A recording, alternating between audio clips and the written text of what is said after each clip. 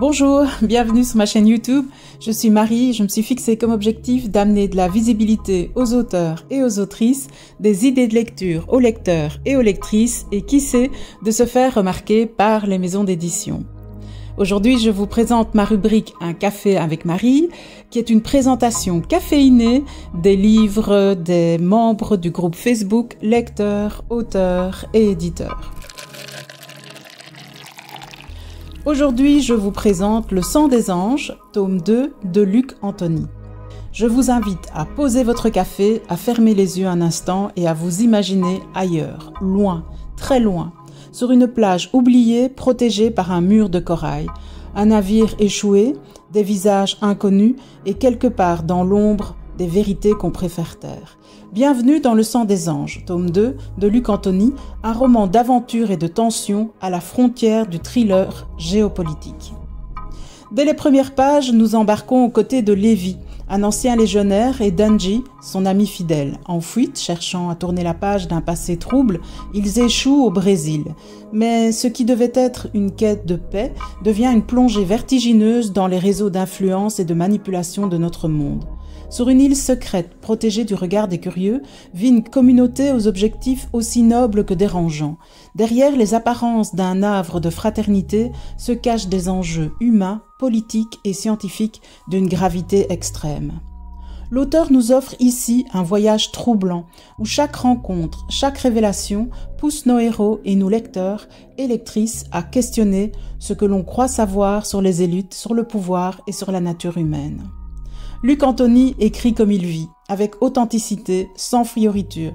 Son style est fluide, précis, parfois brut. Il plante ses décors avec soin, la moiteur de la jungle, l'odeur de la mer, l'oppression de la peur, et donne vie à des personnages complexes, humains, dans toutes leurs contradictions. La structure du roman alterne entre actions trépidantes et réflexions subtiles, entre scènes intimes et scènes d'affrontements plus vastes.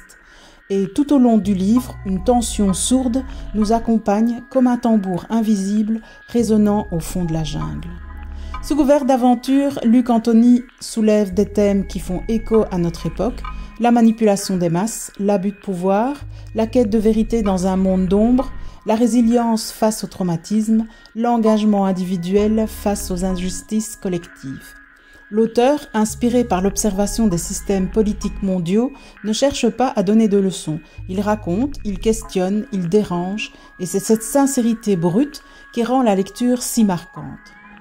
Lors de son interview avec le collectif Le Colibri Rouge, Luc Antony nous confiait écrire sans plan rigide, comme s'il déroulait un film dans sa tête.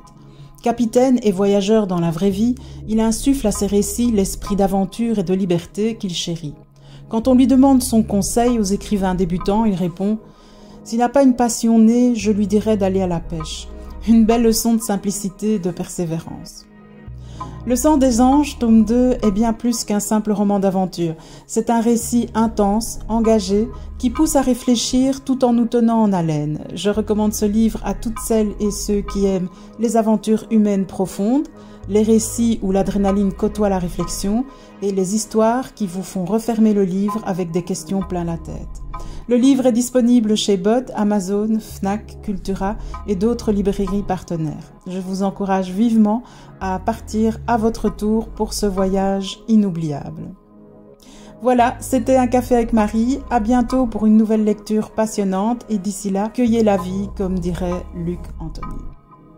J'espère que cette présentation vous aura plu. N'hésitez pas à me mettre un pouce et à vous abonner à la chaîne pour ne rien manquer. Vous pouvez également activer les notifications.